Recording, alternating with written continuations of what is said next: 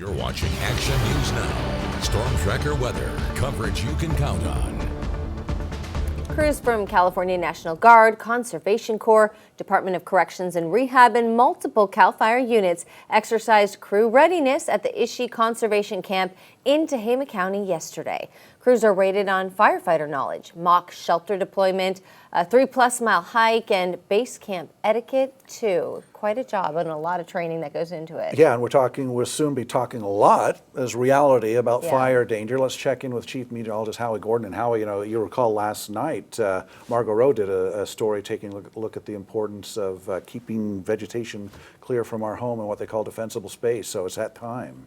No, you're right. We're starting to dry now. We had the storms over the other day, but we're going to start heating up around here. All that dry vegetation, and when winds picking up, like days like today or days going to be like they are tomorrow, fire can start pretty quickly and get out of control pretty rapidly. Here's our Round Mountain shot in Shasta County, looking off towards the north. A second ago, I did see this camera shaking just a little bit at times. So our winds, they are starting to pick up. Overnight, we'll be on that breezy side, and with temperatures dropping down into the low to mid-50s, that might be on the chilly side as well. So winds will strengthen overnight and into tomorrow.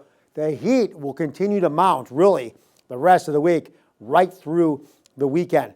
So overnight, we'll drop down to the chilly side into the low to mid-50s, and you start to go to some of the higher elevations, 40s, 30s, way up there into the 20s. Now for tomorrow, pretty much warming up in the valley, at least, where we're supposed to be, into the low to mid-80s with lots of sunshine. You go up the hills a little bit, some spots still in the mid-70s or into the 60s, but we're going to have a breezy conditions throughout a good portion of the area. Why is all this happening? Well, as storms move off towards the east, the ones that arrived over the weekend, that is, and storms kind of move out of range in terms of rain or snow to the north, they're interacting with this high pressure system that is building and strengthening out over the Pacific. That is spiking up our winds, and they'll continue to spike up overnight and into tomorrow. Eventually, the storms will start to pull a little further away. High pressure will strengthen more over the area. What will that mean? Winds will start to calm. We'll continue to see cloudless skies, and we're going to see ample warming as temperatures start to move up for the first time into the 90s in Northern California. And this high pressure system looks to camp out for quite some time, maybe over the course of the next week before we start to see some type of deviation or movement in the high. But again, with the winds, that's going to prompt a wind advisory. Could have small power outages.